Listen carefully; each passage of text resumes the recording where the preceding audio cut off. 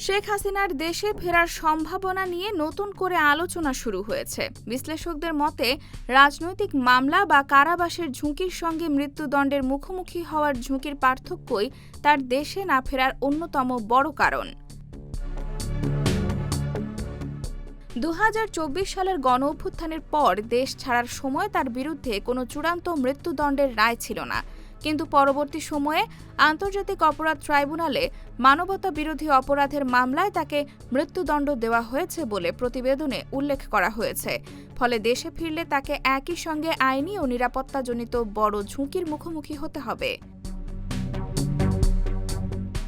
অন্যদিকে ভারতের সঙ্গে বাংলাদেশের প্রত্যর্পণ চুক্তি থাকলেও শেখ হাসিনাকে এখনও ফেরত পাঠানো হয়নি।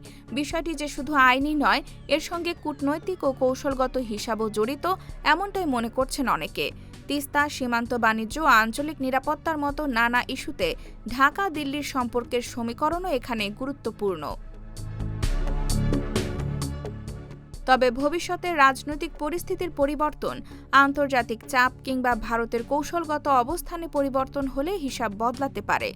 তাই শেখ হাসিনার প্রত্যাবর্তন নিকট ভবিষ্যতে কতটা সম্ভাব্য তা নিয়ে নিশ্চিত সিদ্ধান্তে পৌঁছানো কঠিন। বিশ্লেষকদের মতে, সরকারকে উত্তেজনা এড়িয়ে আন্তর্জাতিক সহযোগিতা ও কূটনৈতিক তৎপরতার মাধ্যমে প্রত্যর্পণ ইস্যুর সমাধানের পথ খুঁজতে হবে।